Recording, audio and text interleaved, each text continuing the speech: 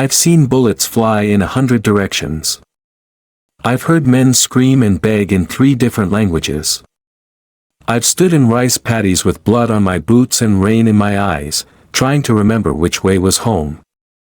But nothing, not Vietnam, not the riots in '68, not even watching fellow soldiers lowered into the ground, prepared me for the moment I saw a white police officer press a loaded gun against my daughter's temple. At her own son's funeral. My knees didn't buckle. Not because I'm strong. They simply froze. I couldn't move. Couldn't breathe.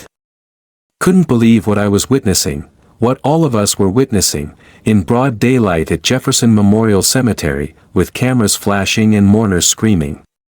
The most decorated black woman in the United States Army, my daughter, was being treated like a criminal, like a threat, like a target. I don't remember blinking. I only remember her face. Not fear. Not rage. Just resignation.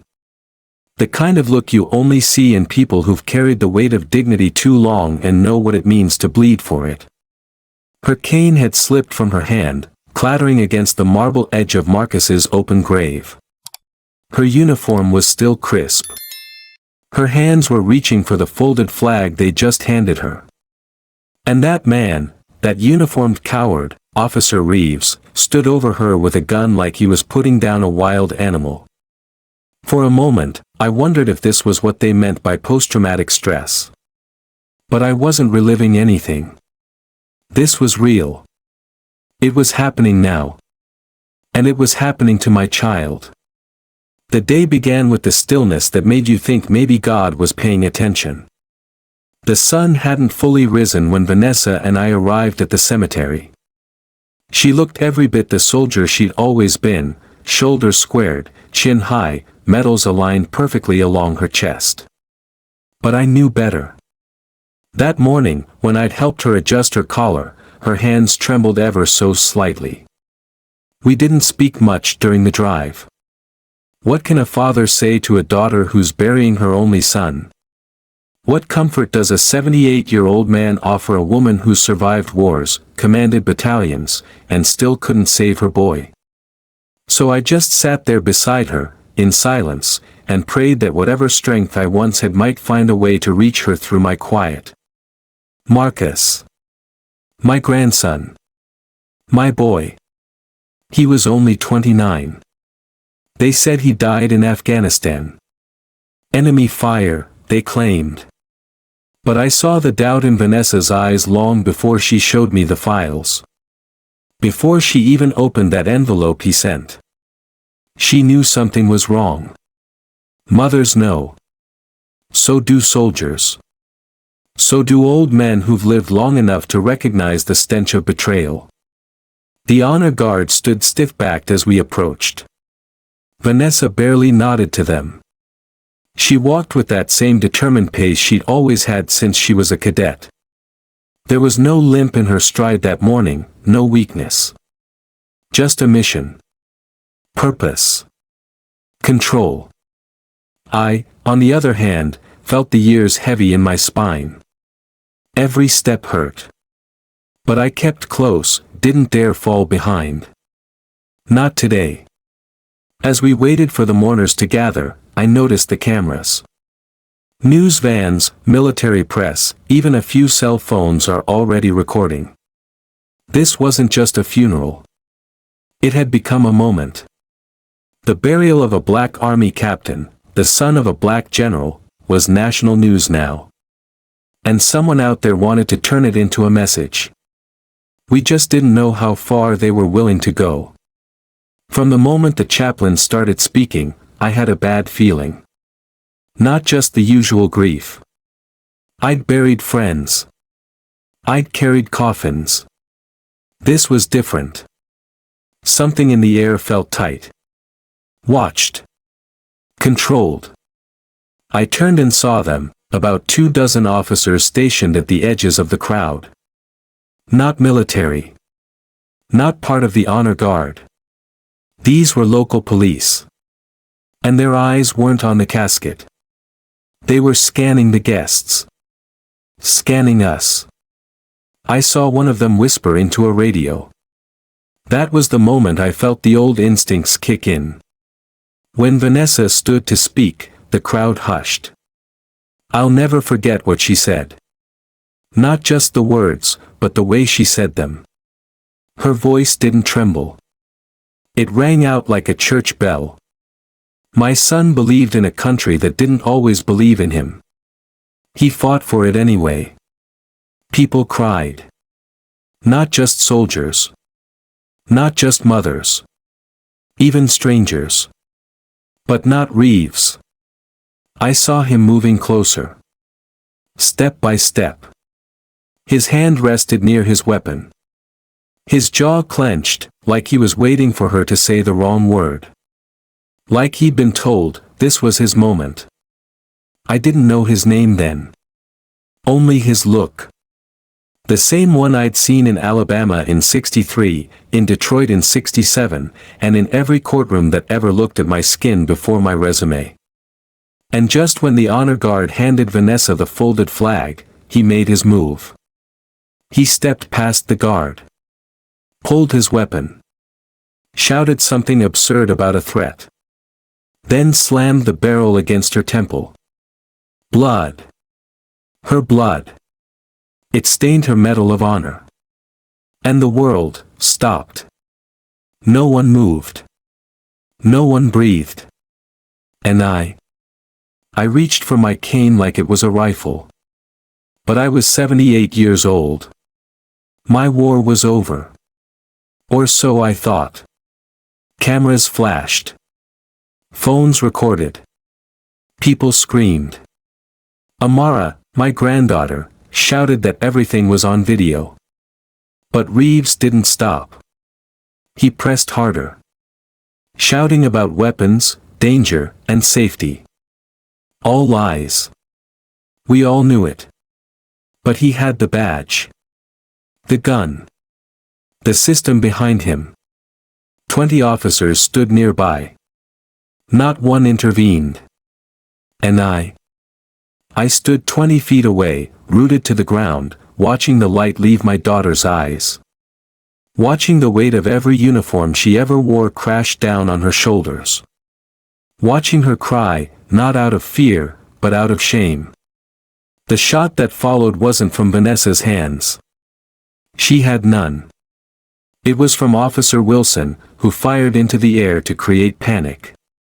A distraction. Justification. Chaos erupted. Reeves tackled Vanessa to the ground. The flag, Marcus's flag, spilled into the dirt beside the open grave. They cuffed her. Face down. Full dress uniform. On American soil. She didn't resist. That wasn't her way. But I saw it. The crack in her strength. And I couldn't reach her. I couldn't stop them. I couldn't even move. A tall black man in a suit pushed through the crowd. FBI. Carter, I learned later. He barked orders. Demanded explanations. Challenged authority. But the machine had already started. Reeves declared it a local police matter. Vanessa was claimed to be reaching for a concealed weapon. As if. Carter demanded her release. Reeves refused. Eventually, she was dragged away, still cuffed, bleeding, still in uniform. The sound of her boots scraping the walkway haunts me still. I stayed behind after everyone left. I sat on the marble bench near Marcus's grave, staring at that piece of fabric now soiled and forgotten, once meant to symbolize honor, now stained with his mother's blood. Someone had picked up her cane. It leaned silently against the casket. And I wondered, how many flags does it take to cover up a lie? How many sons must be buried before this country remembers its promise? How many fathers must watch their daughters be brutalized in silence before someone listens? I didn't have answers that day. But I knew this, I wasn't going to die before the world heard what they did to my family. Not this time. Not again. I recognized that look in her eyes the moment the plane began its descent. It wasn't fair. It wasn't even grief, not yet. It was something older. Something I'd carried with me in '69, when my boots first touched American soil after a tour in Vietnam. It was that look of bracing for another kind of war, the one waiting at home. The one that didn't use bullets, but still tore through your soul. That quiet readiness to be disbelieved, dismissed, or dishonored the moment you walked out of uniform. My daughter had commanded battalions across 3 continents. She'd testified before Congress. She'd shaken the hand of 3 presidents and buried more soldiers than I care to count.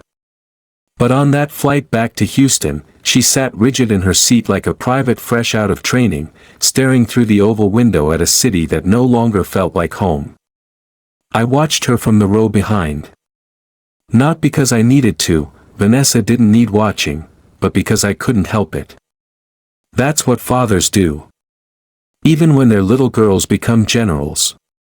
She wore her dress blues that day. Medal of Honor. Distinguished Service Cross. 4 rows of ribbons. And still, something about the way she held herself told me she didn't feel armored. Not anymore.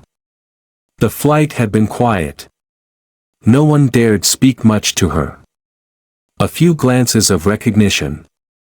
A whispered, "Thank you for your service," from a steward. One little girl, maybe 8 or 9, asked for her autograph near the baggage claim, beaming like she'd met a movie star. Her parents looked on with a kind of restrained awe. Vanessa smiled, gracious and warm, the way she'd been taught to in the face of admiration. But I saw the flicker in her eyes when she handed back the paper. She wasn't here to inspire anyone. She was here to bury her son. Marcus's death had come like a fist to the gut in the middle of the night. A knock on her door. 2 soldiers. Folded hands. Lowered eyes. Enemy contact, they said. Forward position. He died quickly. They always say that. Died quickly. Like that makes it easier to swallow. But Marcus was no rookie. He was a captain. An analyst. Not even supposed to be near frontline contact. Vanessa had trained him herself. I remember watching her teach him how to fold socks when he was 9, how to polish boots at 12. She was tough, but tender. A warrior raising a warrior. He didn't die by accident. None of us believed that. Not her. Not me. Not after that envelope came. 2 days before we boarded that plane, she sat at my kitchen table with a letter in her hands and a flash drive plugged into my old laptop. "I think he knew," she whispered. "Knew what?" I asked, already fearing the answer. That they were coming for him. The files on that drive weren't random. They were named. Sorted. Documented with the kind of care only a man with a mission would use. Marcus had been tracking something dark, organized, and dangerous. A group inside law enforcement. Mostly former military. All white. All with deep access to systems, names, and locations. The gatekeepers, they called themselves. A brotherhood. A shadow network with one purpose, to suppress and discredit black service members who had risen too far. And Marcus had gotten too close. Vanessa didn't cry when she read his notes. Not once. She just took deep, even breaths like she was on the rifle range. Her eyes scanned the screen, every detail burning itself into her memory. I stayed quiet because I'd seen that look before. In mirrors. In foxholes. In the faces of men who had just realized that survival would cost them everything. When we touched down at Houston International, Vanessa stood before me. Her cane, A gift from Marcus after she fractured her hip in a training drill 2 years ago, rested against her seat. Do you want help with that? I asked. She shook her head. I'm not weak. Just wounded. So was I. We walked through the terminal slowly, surrounded by a sea of passengers who, for the most part, gave her space. A few more nods of respect. A passing, "God bless you, ma'am." But then we reached the checkpoint. That was where everything changed. Random screening, they called it. But there was nothing random about it. Officer Bradley Reeves. That was his name. Middle-aged. Stocky. White.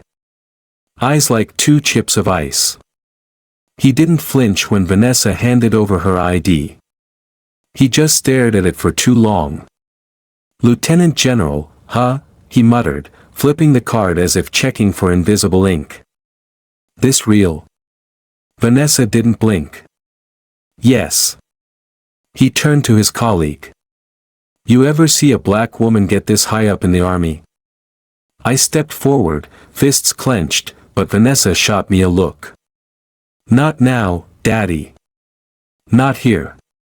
Reeves raised his voice. "We'll need you to step aside, ma'am. Enhanced screening. Verification of credentials." "I've already cleared security," she said calmly. "I have orders. I'm on family emergency travel." "Yeah, well," he sneered. "Ain't that convenient? I'll need you to remove your jacket." Her jacket. Her medals. Her uniform. I watched my daughter, my general, stand in her decorated blues, surrounded by gawking strangers, as she was ordered to strip down in front of 2 men who treated her like a thief in costume. He ran his fingers across her ribbons, tapping each one like he was searching for a button to unmask her fraud. "What's this one mean?" he asked, pointing to her Distinguished Service Medal. "It means I led troops through 2 war zones and brought most of them back alive." He smirked. Big talk. It took everything in me not to swing my cane across his jaw. But I knew. They wanted a reaction. That's how they get you. Amara arrived in a rush, briefcase in hand, voice already sharp with legal precision. "You are violating federal protections for active duty officers. I'll be filing immediately." Reeves turned to her. "Get back. Or I'll have you arrested for obstruction." "She's my daughter," Vanessa said. "She's my client," Amara added. "Doesn't matter." 2 hours. 2 humiliating, infuriating hours. They made her sit on a hard plastic bench under flickering fluorescent lights. Treated her papers like they were forgeries. Called in backup. Whispered to each other. Laughed when they thought we couldn't hear. When they finally released her, without apology, I turned to Reeves. "You ought to be ashamed of yourself." He leaned in and said low enough for only me to hear. "She's not untouchable, old man. None of you is." Vanessa didn't report it. "Not that day. I have to focus on Marcus," she said, voice flat, eyes locked on the floor. "But they'll do it again," Amara warned. Vanessa didn't answer. She just walked. Her shoulders, so straight an hour ago, had begun to sag. And suddenly I saw her as I'd once seen myself. A soldier returning from a battlefield only to find the real danger was waiting at home. That was the moment I knew. This wasn't just about Marcus anymore. This was about all of us. That night, I sat alone in the guest room. The same room Vanessa had grown up in. Her posters still hung on the wall, Tuskegee Airmen, Colin Powell, Maya Angelou. I'd never taken them down. I guess some part of me always thought she'd come back home someday and need to see that little girl again. But that night, All I could see was a woman the world had tried to break, and failed. A mother mourning her son. A general stripped of her dignity. A daughter who still called me daddy when no one else was listening. And I, old, tired, broken in more places than the doctors could ever list, realized that the fight hadn't ended in 1969. It had only changed shape.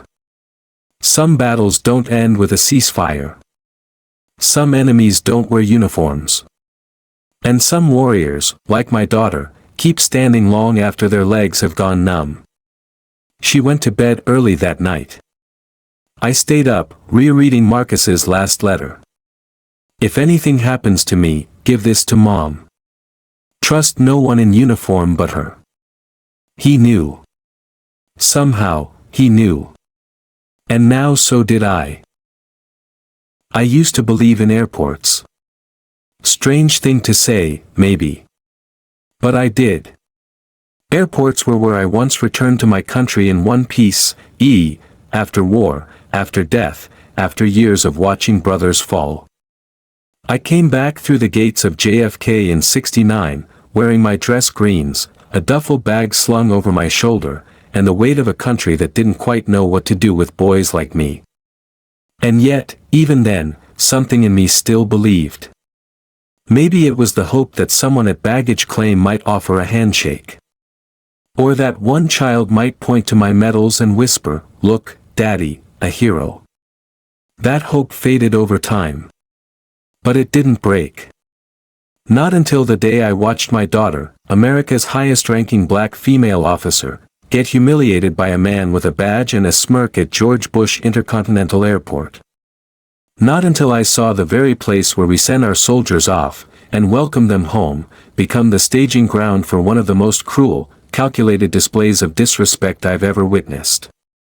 The thing about faith is, it doesn't shatter like glass. It erodes quietly. A little at a time. Until one day you're left standing in the ruins, wondering how you ever believed in the first place. For me, that moment came not during war, but in a place lined with vending machines, fluorescent lights, and a flag mounted awkwardly in the corner of a security checkpoint. It started as something small, too small, really, to ring alarm bells at first. Just a request. Just a random screening. But if you've worn this skin long enough, you learn what random means. And what it doesn't. We'd been traveling for hours. Vanessa hadn't slept, though she refused to show it. Not to me. Not to the world. That woman could march across hell in heels if it meant protecting her composure. We made it to the checkpoint with her military orders, ID, and documentation in hand. I remember thinking, finally. We're almost through. That was when he stepped forward. Officer Bradley Reeves. The same man who would, days later, press a gun to my daughter's head. Only that day, he was quieter. Smug, not loud. Casual cruelty, the kind that doesn't yell, but condescends. The kind that believes the uniform you wear can't possibly be yours. ID, he said, not looking her in the eye. Vanessa handed it over. He studied it like he'd never seen credentials before. Tilted it toward the light. Rubbed a thumb across the laminated surface. Flipped it over. Then the smirk. Are you a general? Yes, sir. Lieutenant General Vanessa Wright. 3-star. He let out a short, mocking laugh. You don't look like a general. That's when I stepped forward. My instinct as a father outweighed the caution I'd cultivated for decades. But before I could speak, Vanessa lifted a hand without turning. Dad. Please. It was soft. Controlled. Not pleading. A command. The way only a daughter who'd led soldiers into fire could say it. So I stepped back. And watched. He ordered her to remove her jacket. She hesitated. Just a moment. Enough to remind us that even a warrior can feel exposed when asked to undress under scrutiny. Her uniform came off with grace, every movement calculated, practiced. Underneath was the blue service shirt, pressed to perfection. Medals were clipped to the jacket in her hands. Officer Reeves stared. "What's this one?" he asked, tapping the Medal of Honor without permission. "Posthumous commendation for Operation Night Ward," she replied. "Led a company through an ambush in Kandahar. No losses." He raised an eyebrow. "And this one?" "Distinguished Service Cross. 2 deployments later." "You can check the citation." He didn't check. He didn't care. He was doing exactly what he intended, making her prove her worth. Piece by piece. Decoration by decoration. As if the uniform didn't carry the proof already. For 2 hours, he kept her in a holding room. Said her documents needed verification. Claimed the military database was down. Pretended the scanner couldn't read her barcode. I sat outside, helpless. Rage rising like acid in my throat. Amara, God bless her, arrived halfway through. Sharp as ever, briefcase in hand, hair tied back, eyes like fire. She launched into legalese before the officer even turned around. "You violate Federal Statute 18 U.S.C. Section 1385, she said. "And Title 10 protections regarding active duty personnel. You're impeding the duties of a commissioned officer on urgent military family business." Reeves didn't flinch. "Is that a threat?" he asked. "It's a fact," she replied. He smiled and turned away. Eventually, they let Vanessa go. No apology. No explanation. Just a curt nod, and her jacket was handed back with the reverence of a gym towel. We walked in silence until we reached the parking garage. She said nothing as we loaded the bags. Nothing as we pulled onto the freeway. Just sat there, staring straight ahead. I tried once, just once, to speak. "You okay, sweetheart?" Her voice came back low. "I'm used to it." And that was when something cracked inside me. Because she was telling the truth. Vanessa was used to it. Used to being the only black officer in a room full of salutes. Used to being asked whose uniform she was borrowing. Used to the way junior male officers called her ma'am with a hint of sarcasm. Used to being told her intelligence was surprising. Used to being congratulated on her articulate tone. Used to being overlooked. Interrupted. Questioned. Mocked. And now, apparently, used to being detained in front of her father for daring to exist in a body that did not conform to the expectations of white authority.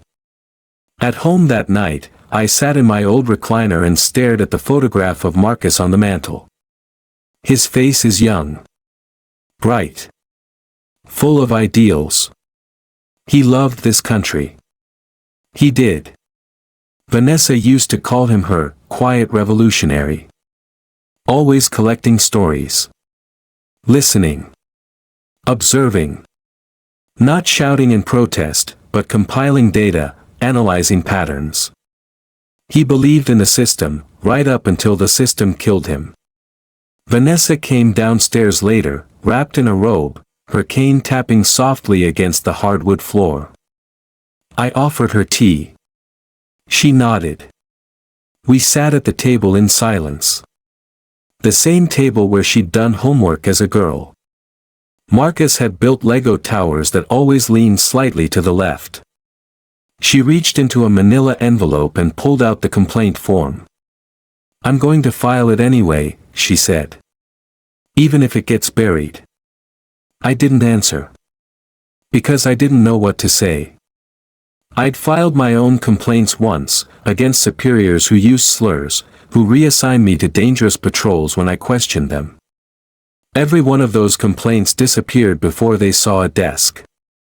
I wanted to tell her that. But I couldn't. Because if I did, it would mean telling her that nothing had changed. And I wasn't ready to believe that. Amara arrived the next morning with more fire in her belly than I'd seen since she was elected to the city council. She wanted statements. Paperwork. Witnesses. Vanessa just nodded and let her talk. Not today, she finally said.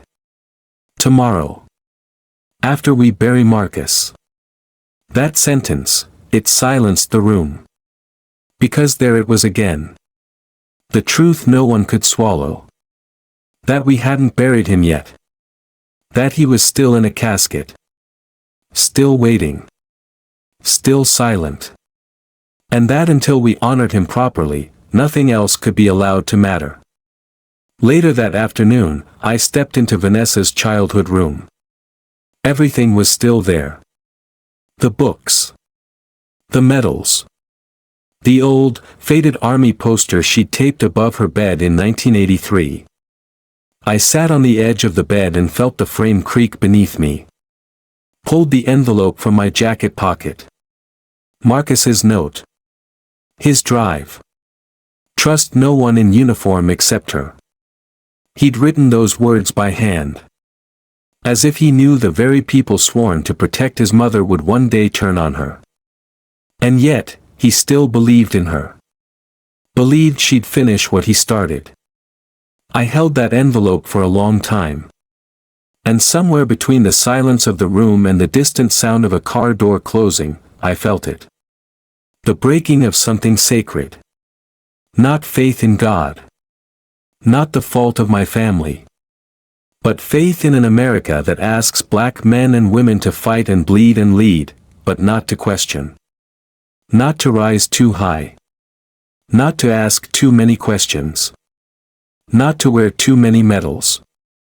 And certainly not to stand tall while black at a security checkpoint. That day, I stopped believing that dignity alone could protect us. That silence was safety. That a uniform made you immune. What Officer Reeves showed us in that airport wasn't just racism. It was certainty, his belief that the system would back him no matter what. He was right. At least for a while. But we had Marcus's files now. We had the names. The proof. And most of all, we had each other. And they had no idea what a black father, a general, and a lawyer were capable of when cornered. Sometimes a truth is so heavy, you can feel it in your bones before your mind is ready to believe it. I've been feeling that weight for weeks. It settled in my knees when I walked. In my chest when I lie down at night. In the back of my throat when I looked at my daughter and couldn't find the right words. But I didn't understand the shape of it, not until the moment I slid that folder out from under my bed and handed it to Vanessa. I'd been holding on to it for 2 days. Not because I didn't trust her. Lord knows there's no one on God's green earth I trust more than my daughter. I waited because of what it meant. Because once that folder was opened, we wouldn't be the same. Not as a family. Not as Americans. And I, an old soldier who had once saluted his way through a war and back, would have to admit that the battlefield never really ended. It arrived without warning. A plain manila envelope with no return address, tucked inside our storm door one morning after a thunderstorm rolled through Houston. I thought it might be a sympathy card. Neighbors had been sending them all week. But it was heavier than a card. Inside was a USB drive, sealed in plastic, and a handwritten note. 3 words, written in tight, slanted print. For Mom. Trust no one. The handwriting was unmistakable. Marcus. I sat down at the kitchen table and turned the drive over in my fingers. It didn't make sense at first. Marcus had been deployed. What was he doing sending mail to my doorstep in the middle of Afghanistan? And then I remembered. A week before he died, he'd left a voicemail. Vanessa had missed it, she was in a strategy briefing at the Pentagon. He sounded tense. Not scared, exactly. But sharper. Alert. "There's something off, Grandpa," he said. "I'll explain everything when I get home. Just tell Mom to be careful." I never played it for her. And now, here it was again, this unfinished sentence from beyond the grave. Now sitting on a flash drive in my weathered, spotted hands.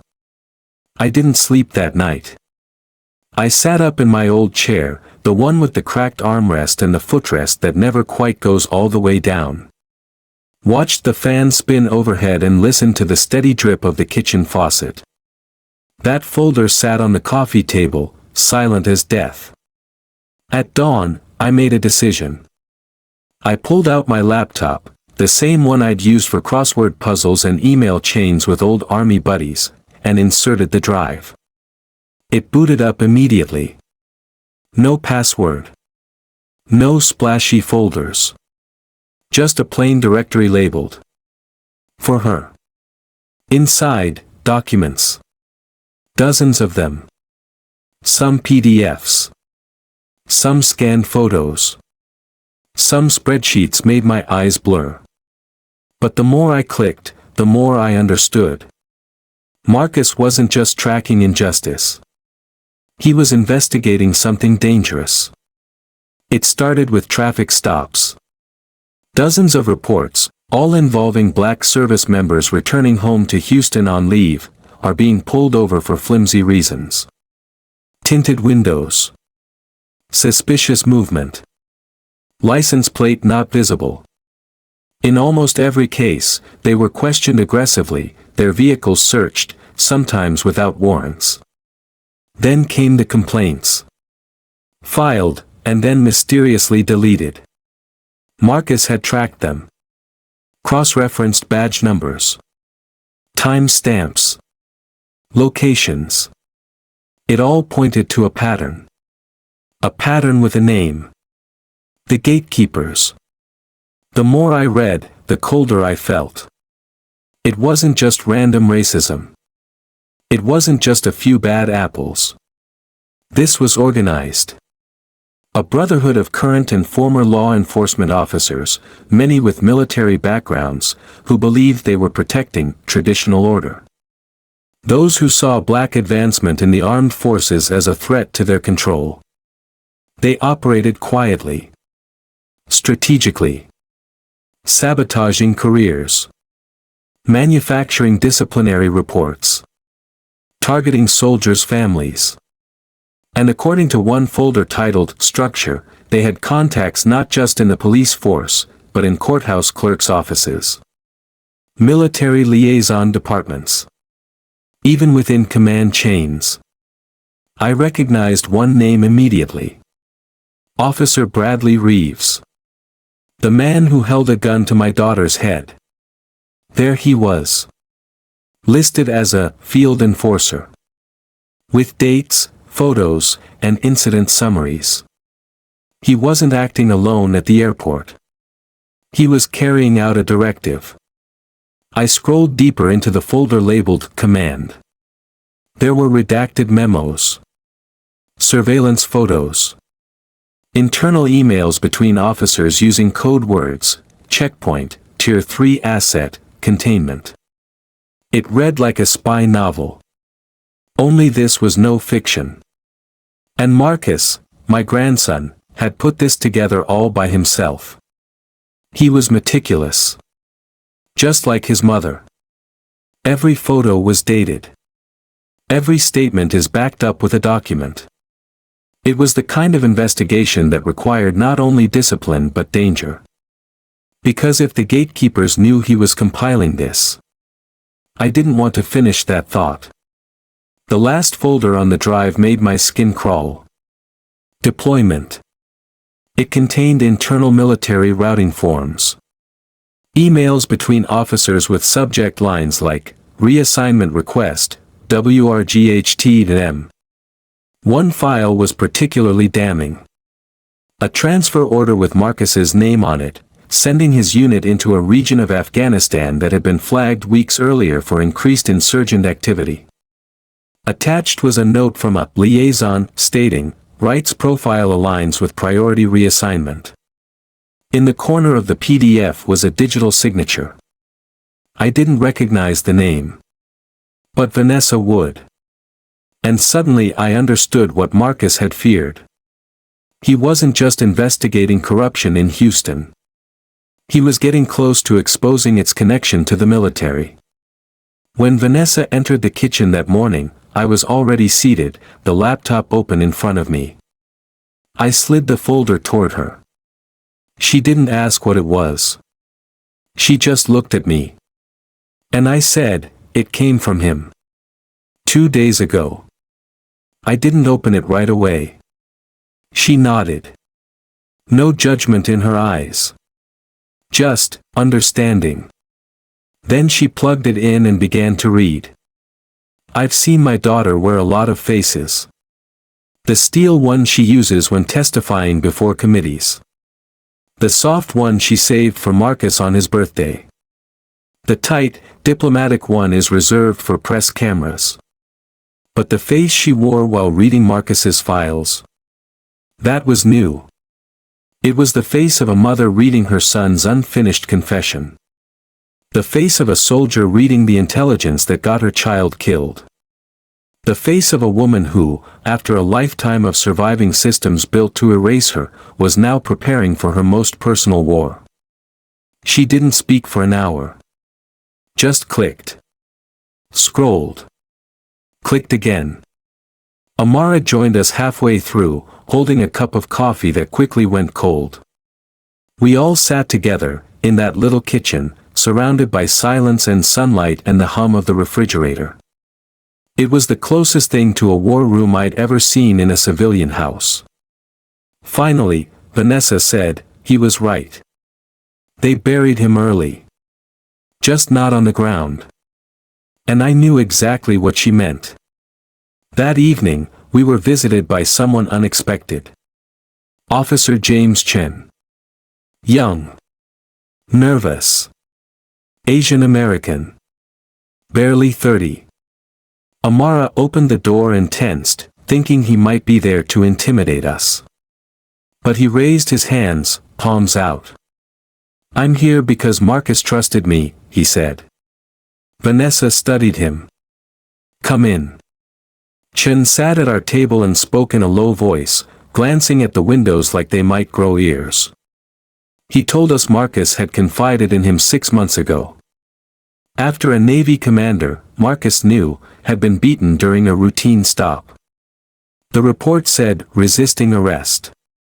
But the man had a fractured skull and 3 broken ribs.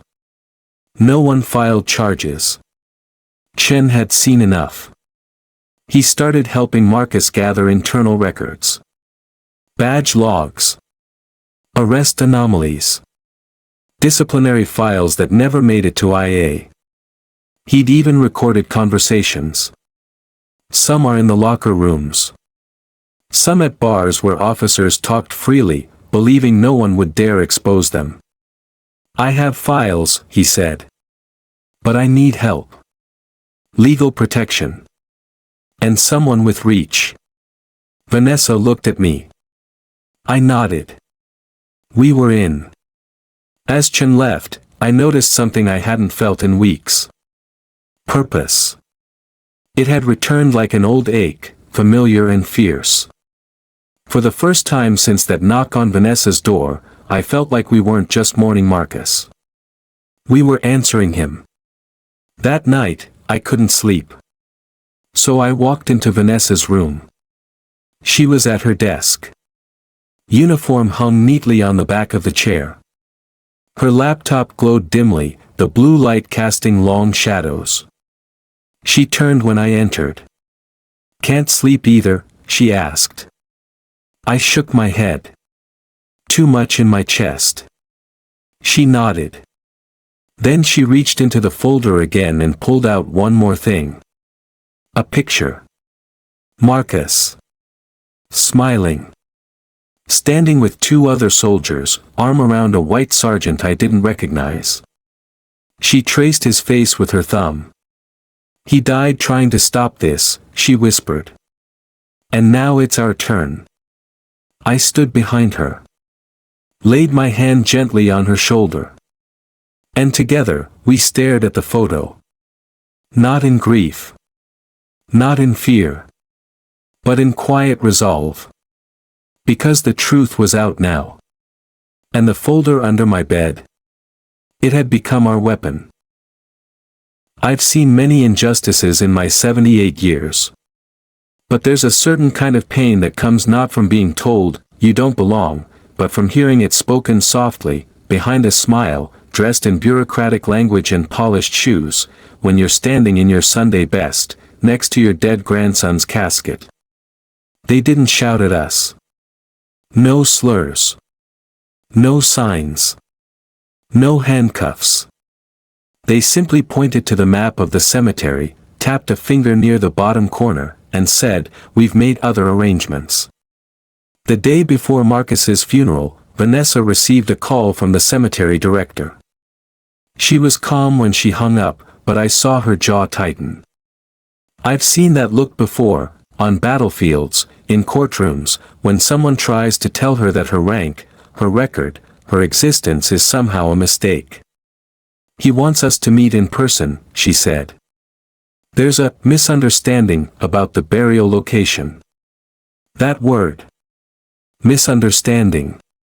It has covered more sins in this country than any sermon ever preached. We arrived at Jefferson Memorial Cemetery just after 2.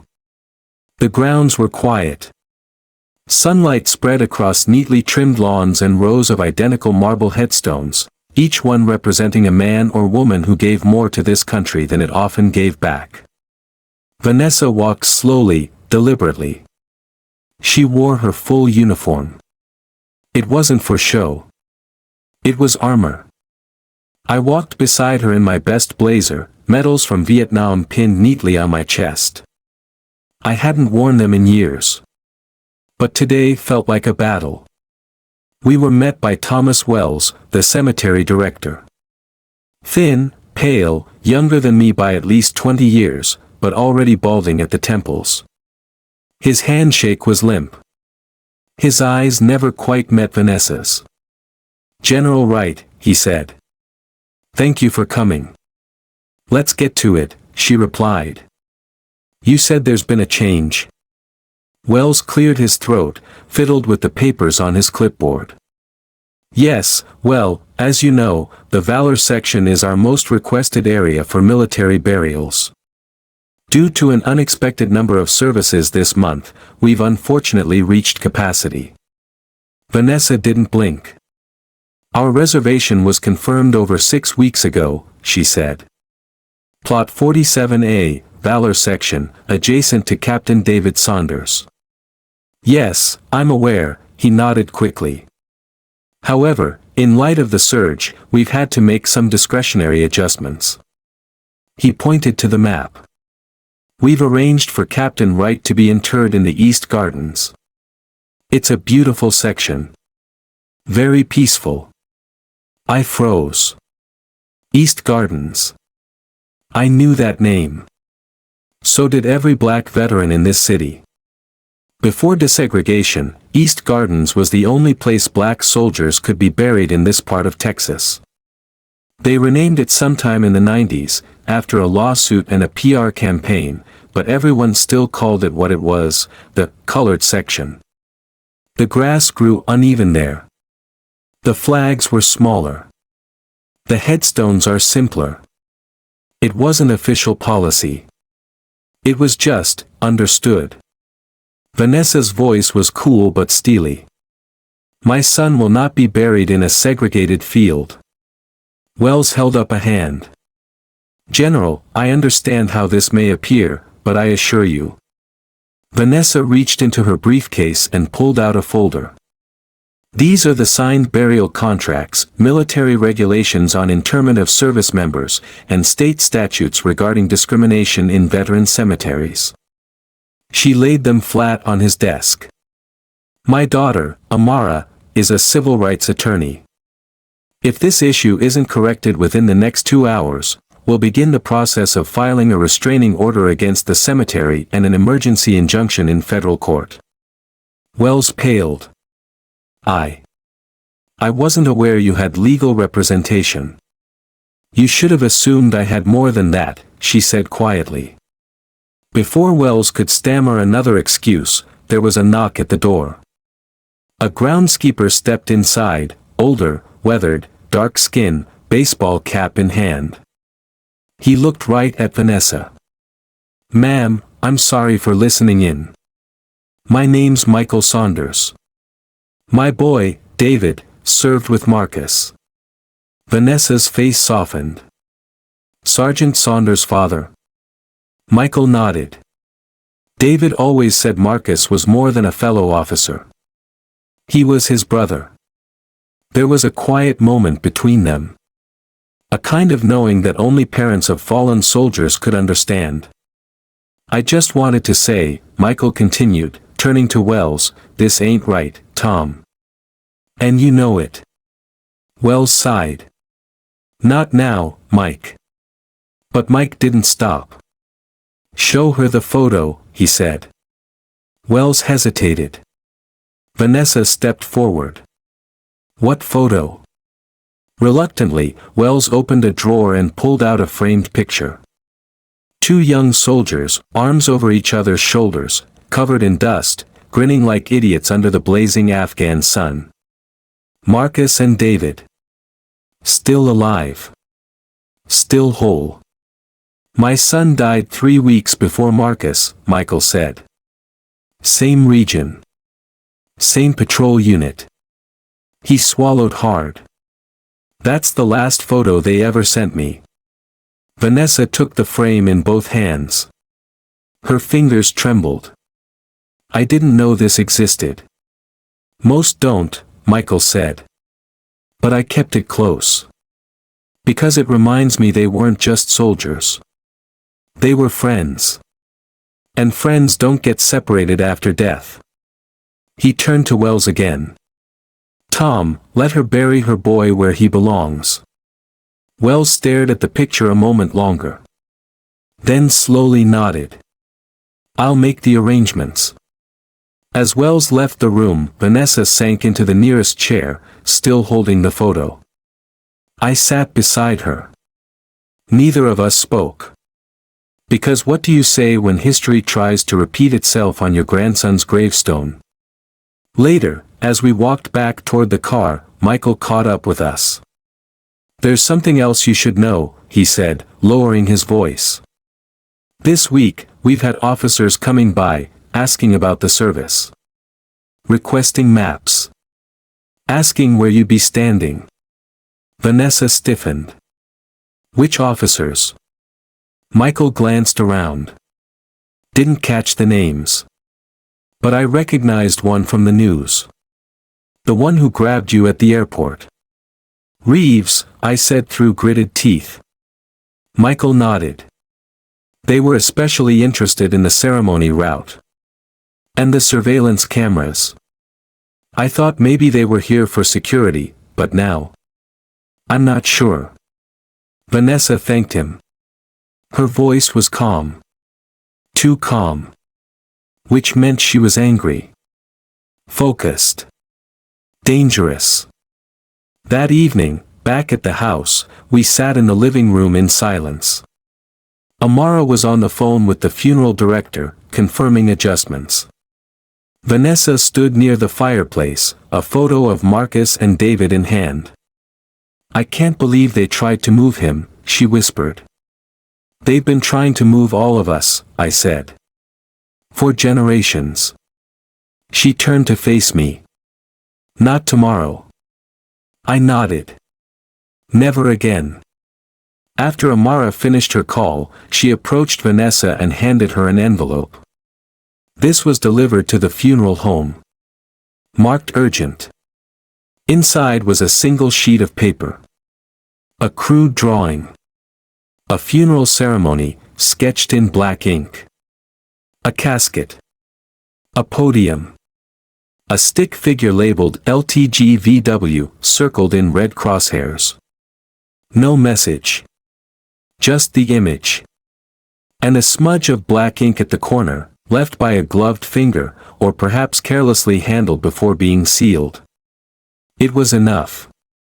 Enough to confirm that the gatekeepers weren't finished. And that tomorrow, the cemetery wouldn't just be a place of mourning. It would be a battlefield.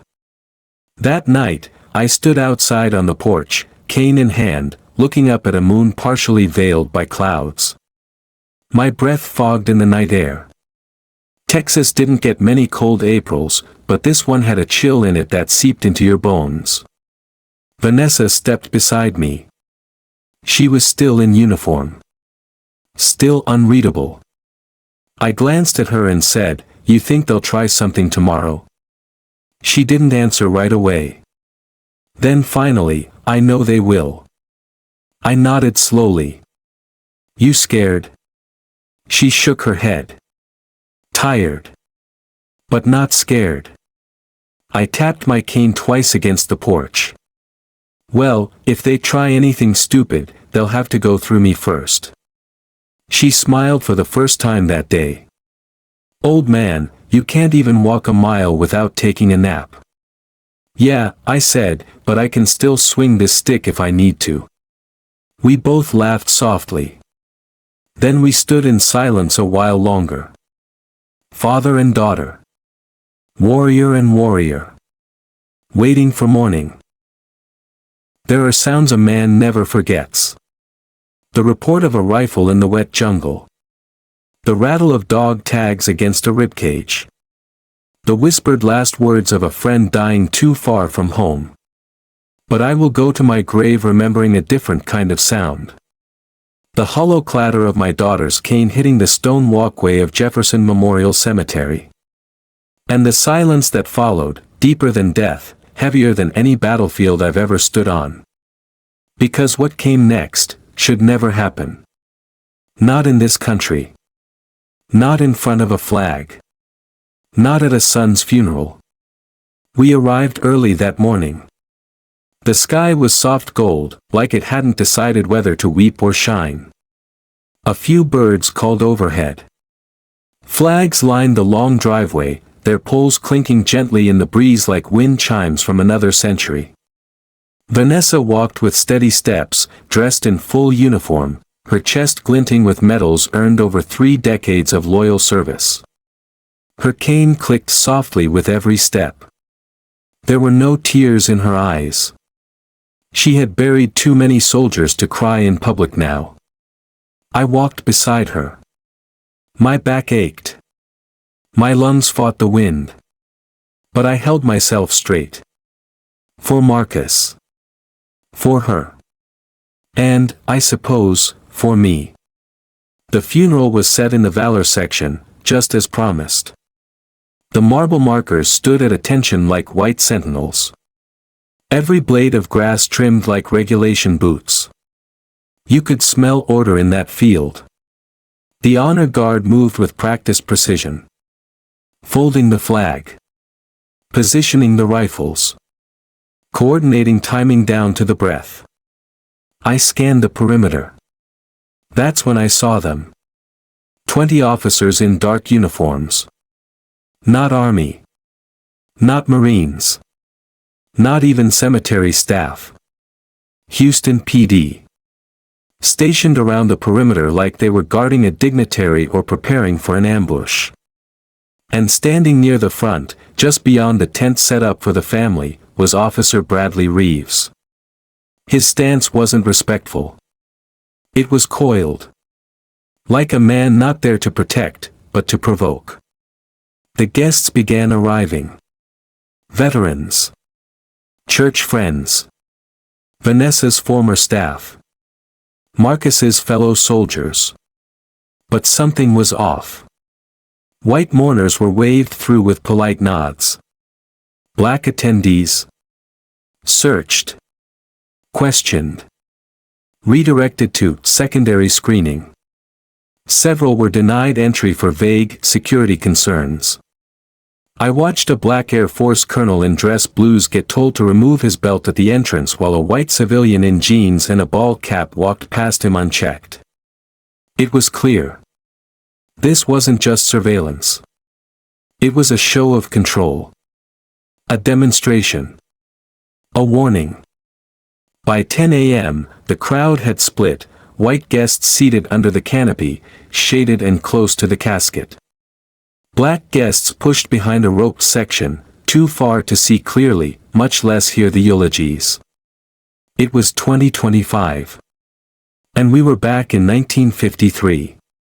Vanessa stood tall as the chaplain spoke. He read from Ecclesiastes. To everything there is a season. But his voice sounded distant to me, like he was reading scripture underwater. All I could hear was the blood rushing in my ears. And the low murmur of radios at the edge of the crowd. Then came the speakers. Marcus's commanding officer, a white major with trembling hands, spoke of Marcus's leadership, his quiet courage, his relentless commitment to fairness. A childhood friend shared a memory about Marcus building a prosthetic hand for a kid down the block after school. Vanessa said nothing. Not yet. Finally, she stood. All heads turned. There was a sharpness to the moment. Like the seconds themselves held their breath. She walked slowly to the podium. Her cane tapped once, twice, and then rested against the edge. My son, she began, believed in an America that still lives more in dreams than in policy. The wind picked up. Her voice carried across the cemetery. He believed in its promises, even when its systems told him he didn't belong. Even when those systems punished him for daring to believe. People shifted in their seats. Some wiped tears. Others stared, uncomfortable. But Vanessa was unshaken. He was investigating a network, one that targets black service members like himself. Not with bullets, but with bureaucracy. With career sabotage. With silence. A rustle in the police line. Reeves stepped forward. Too close. She saw him. I saw him. Everyone saw him. She continued, unwavering. Marcus told me, in his final letter, that he found patterns. Names. Evidence. That if anything happened to him, I should finish what he started. She reached into her pocket. Pulled out a folded letter. Held it up. I am doing just that. That's when Reeves moved. Pushed through the honor guard. Voice raised, Lieutenant General, you need to come with me immediately. A gasp from the crowd. Vanessa turned slowly, with calm precision. I'm at my son's funeral, she said, her voice even.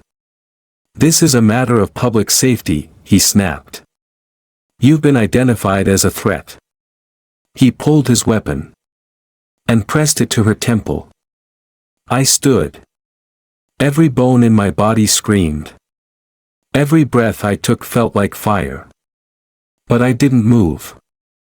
Not because I didn't want to. Because my legs wouldn't let me.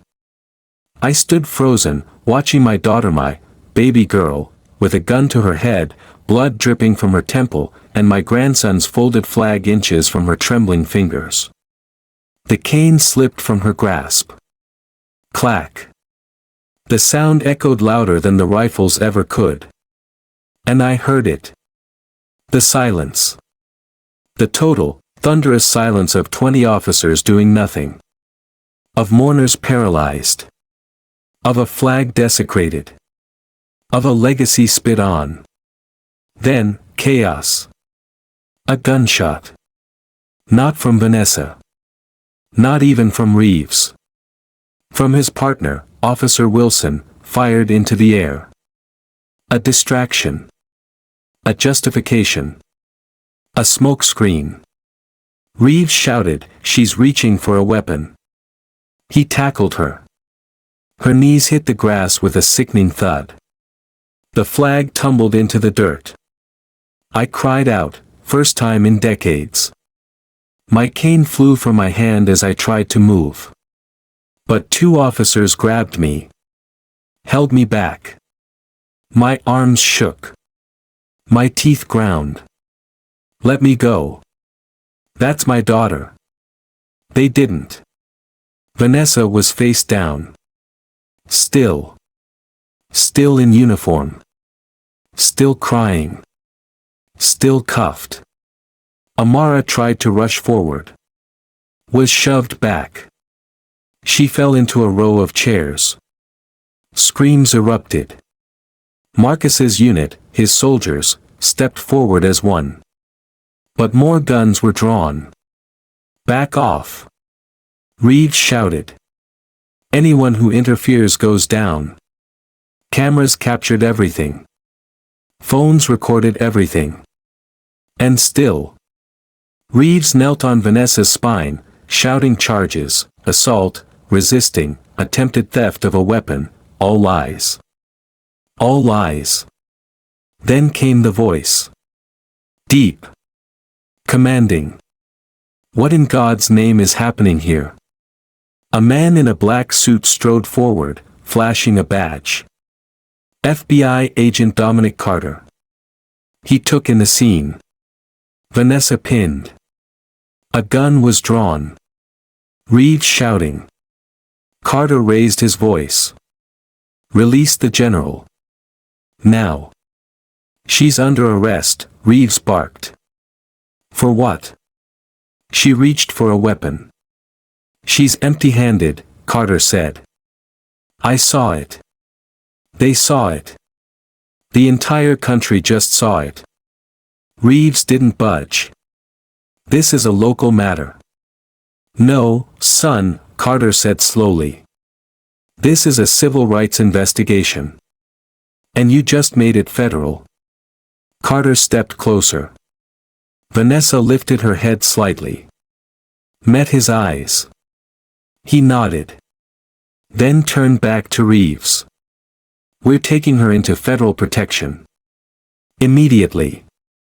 Reeves refused. You're obstructing justice. You're about to be indicted. More shouting. More posturing. But the truth was out. The videos were already online. The hashtags are already trending. The country had already seen it. A decorated general was tackled at her own son's funeral. A black mother in uniform, in cuffs. They dragged Vanessa to a cruiser. I followed.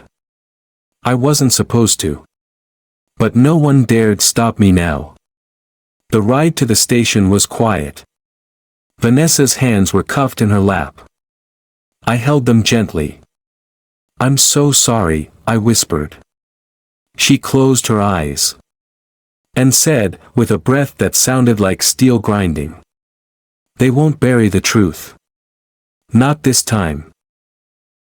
I always thought my generation was the one meant to bear the worst of it. We were the ones drafted, marched into other people's wars, and sent home to a country that wouldn't sit beside us at a lunch counter. We took the blows, swallowed the insults, stayed silent when we had to, and clenched our fists in our pockets when they called us boy. But nothing, not even the jungles of Vietnam or the cold silence of the VFW hall back home, compared to what I saw happen to my daughter. And yet, the cruelest part wasn't what they did to her. It was what it tried to do to me. I was raised to believe that if you worked hard, served well, kept your nose clean, and bowed your head only to God, the world might not love you, but it would leave you be.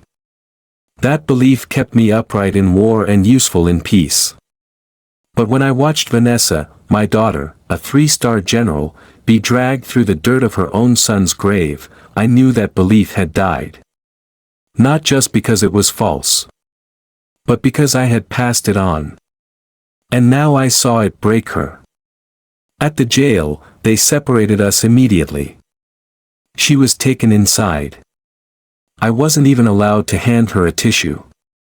No phone calls. No lawyer. No explanation. Just the cold efficiency of an old machine doing what it was built to do. Amara paced outside with her cell phone in one hand and federal statutes in the other. Carter made calls. The veterans stood silent, arms crossed over their chests, refusing to leave. By dusk, the sidewalk outside Harris County Jail was lined with uniforms: Army, Navy, Marines, Air Force, many older than me. Some younger. All still. All are bearing witness. Inside, my daughter sat alone in a cell, with blood still on her cheek and honor still on her shoulders. And I stood and waited. That night, I didn't go home. I couldn't. I sat in the truck in the parking lot, engine off, jacket folded in my lap, staring at the concrete wall like it might open and deliver her back. But nothing happened. Except for the tightening in my chest and the shaking in my fingers. And the voice inside me was whispering something I hadn't heard since my first firefight.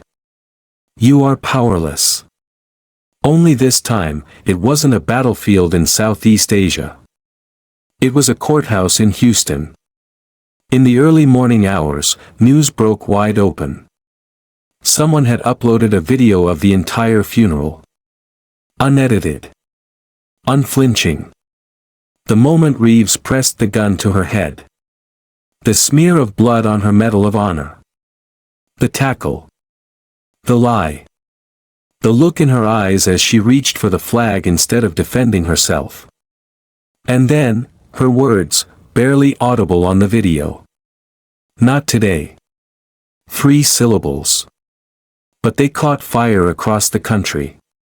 By dawn, those 2 words were hashtags, rally cries, the headline of every morning broadcast. Not today. By mid-morning, a federal judge issued an emergency order for her release. Agent Carter delivered it himself, flanked by U.S. Marshals. But they made us wait 2 more hours. Deliberately. Procedurally. Pettily. When they finally brought her out, she was still in uniform, still unbowed, but something was different. Her face had changed. Not broken. Not defeated. But quieter. Harder. Like a stone that had been through fire and come out sharp. She didn't cry. Didn't shout. Didn't even blink at the press cameras. Just took Amara's hand, looked at me, and said, "We're not finished." I nodded, but inside, I was unraveling. Because the truth was, I wasn't sure I had the strength to keep going. Back home, the phone rang non-stop. Politicians. Journalists. Veterans groups. Lawyers. Strangers. Flowers were piled on the porch. Letters came in by the box. But none of it mattered. Not to me. Because when the storm quieted and I sat down in the old armchair beside the fireplace, I realized I was crying. And I couldn't stop. It was Amara who pulled me out of it. She found me at sunrise, sitting in the dark, photos of Marcus spread across the coffee table. "Grandpa," she said gently, "we need you." For what?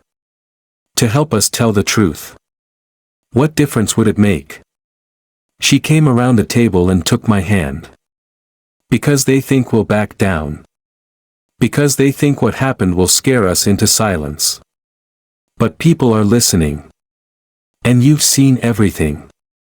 She was right. I had. And I had survived it all. Not to be silent now. That afternoon, I drafted a letter. To every veterans group I'd ever belonged to. To every church elder who'd served. To every father and grandfather who'd ever buried a child in uniform. It began like this. My name is Calvin Wright. I am the father of Lieutenant General Vanessa Wright and the grandfather of Captain Marcus Wright, who died in service to this country. You may have seen what happened to my daughter at his funeral. What you don't know is what she survived to get there. And what we've uncovered since. It's time you knew the truth. I didn't ask for sympathy. I asked for presence. For standing up. For showing up. And they did. Within 48 hours, thousands of signatures flooded in. Hundreds of veterans arrived outside City Hall. Some walked with canes. Some are in wheelchairs.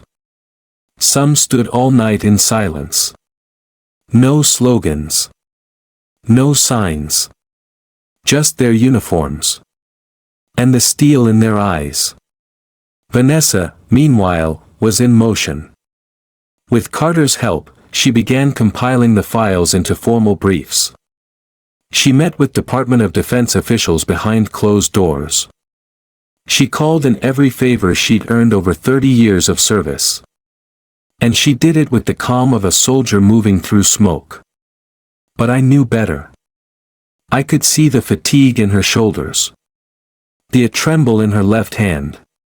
The sleepless circles beneath her eyes. And still, she marched. One night, I found her sitting alone on the back porch. Moonlight fell across her lap like frost. I sat beside her. We didn't speak for a while. Then she said, "They want me to question everything I've ever worked for." "You still believe in it?" I asked. She looked out at the stars. "I believe in what it could be. I have to." I nodded. Then said what I'd been holding back. "They tried to break you." She turned to me. "And they almost did," she whispered. "But they forgot something." "What's that?" She smiled, tired but true. "I come from a man who couldn't be broken. That was the moment I came back. Not all at once. Not like flipping a switch. But something in me realigned. The same way you reset a compass after losing your direction in the jungle. You find true north again. Even if you have to crawl." The next morning, I joined Vanessa at a press conference. I stood behind her. Silent. Until she called me forward. "This is my father," she said, voice strong. "He fought for this country when it didn't fight for him. He buried friends whose names were never carved into marble. And he stood by me when they tried to silence me. I am who I am because of him." I looked out at the cameras. The lights. The crowd. And said, "I'm not here as a veteran today. I'm here as a father. And if you think I'm going to let my daughter carry this alone, you never met a Wright." The crowd applauded. But I didn't hear it. I was too focused on her. Vanessa stood tall beside me. Tired. Worn. But unbroken. What had tried to break her had failed. What tried to bury us had only exposed their roots. And what they started at that funeral, we were going to finish. Together. You never imagined saluting your grandchild. That gesture, so full of ritual and reverence, was something I reserved for commanders, flag-draped caskets, and brothers lost in the jungle. I never thought I'd do it for Marcus. But there I stood, my old back straight as it could get, my hand trembling slightly in the spring air, offering the sharpest salute I could muster, as they finally lowered my grandson into the earth where he belonged. The right place. The honored ground. Not the shadows they tried to shove him into. But the valor section. Among heroes. Where he always deserved to be. It had taken nearly a year to get to that day. A year of hearings and headlines. A year of battles fought in courtrooms instead of trenches. A year of my daughter becoming more than a general, becoming a symbol.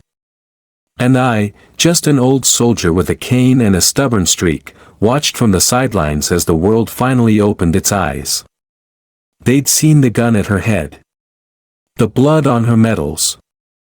The lies are unraveling in real time. But what they didn't see, what only I saw, was the cost. What it did to her. What it asked of her. And what she gave. Anyway. The ceremony was held on a clear April morning. No clouds. No wind. Just silence. The kind of silence that doesn't demand attention, but commands it. There were hundreds of people. Thousands. Some I knew. Most I didn't. Veterans in uniform. Students holding signs. Mothers with photos of their lost children. And strangers who said they'd watched the story and couldn't look away. And right at the front, in the reserved row, sat Vanessa. Not in cuffs. Not in chaos. But in full dress uniform, her fourth star newly added, shoulders squared, eyes clear.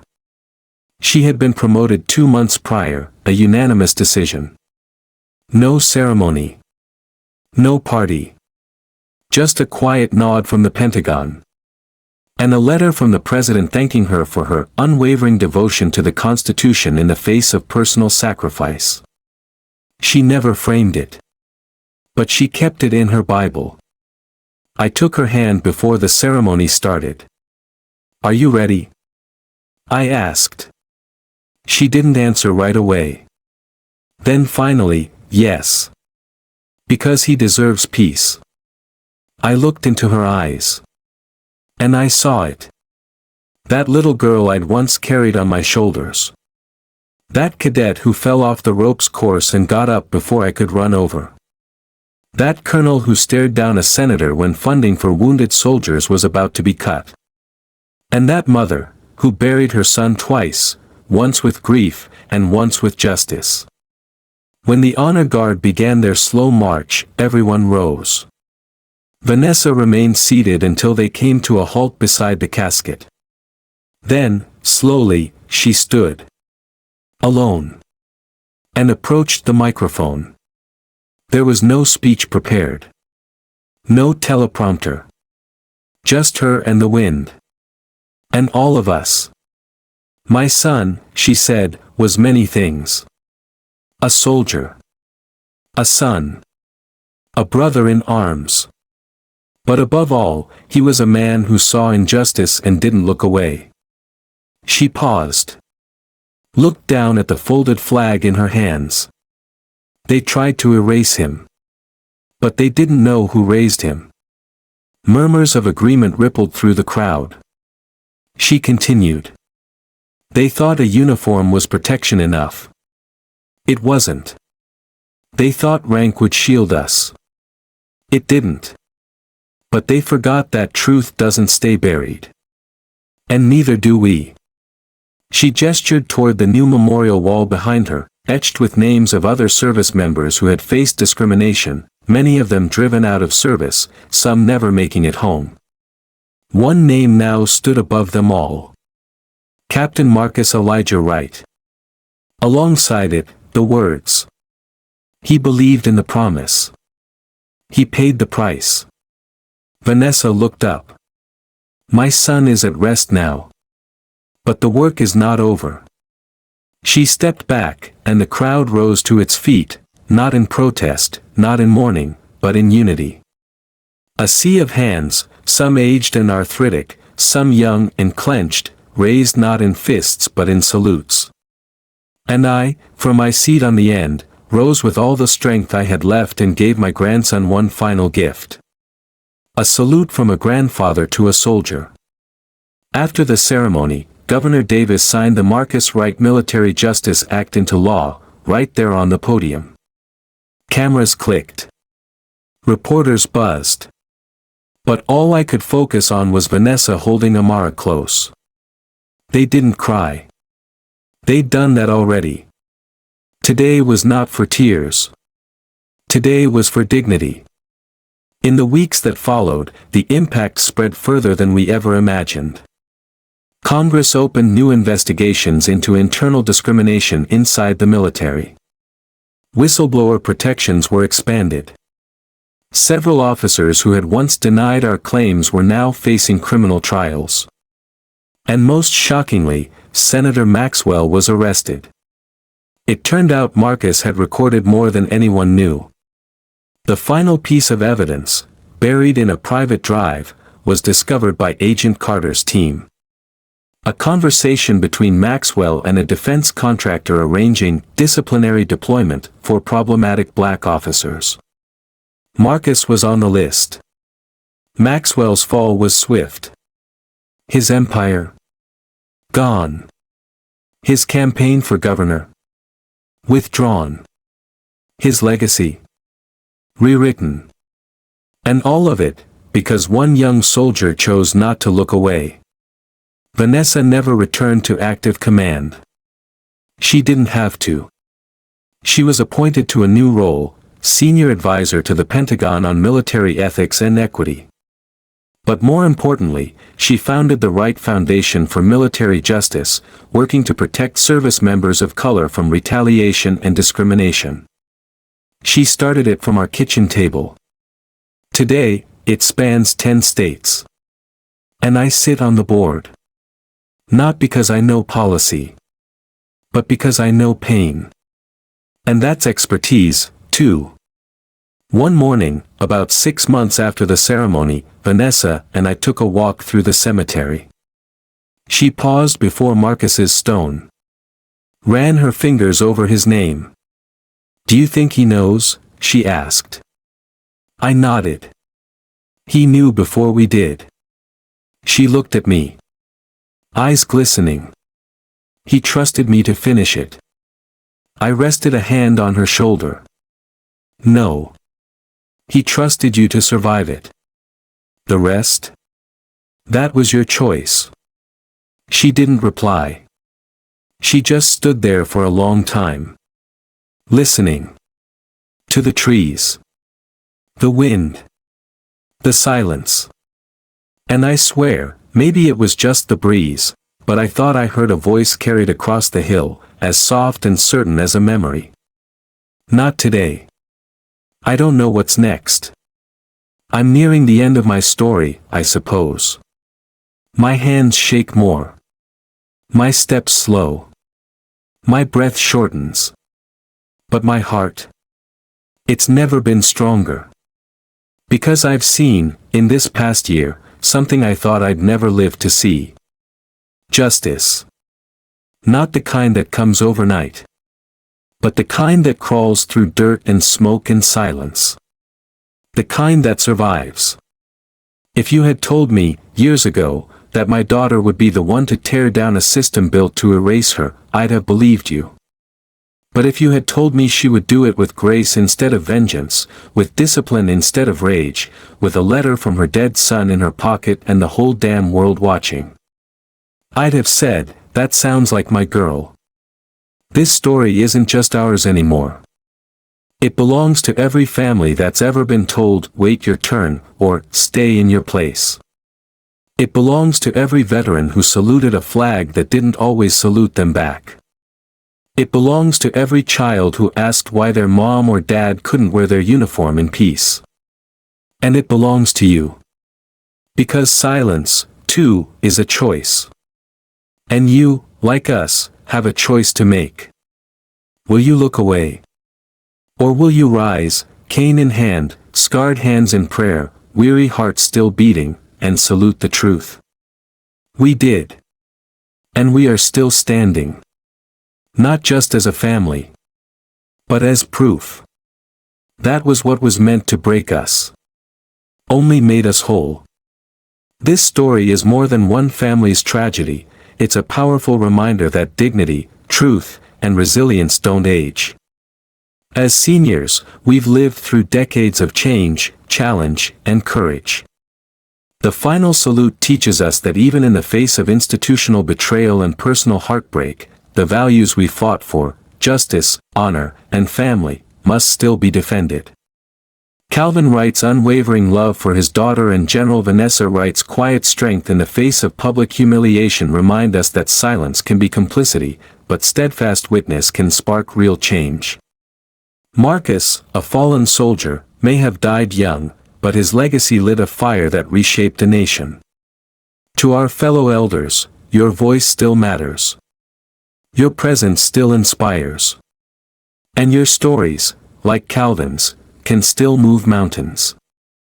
Let this be your call to rise one more time, not with anger, but with wisdom and witness. If this story moved you, please like this video to show your support for justice and dignity. Share it with someone who believes in the power of truth. Leave a comment below. What would you have done in Calvin's place?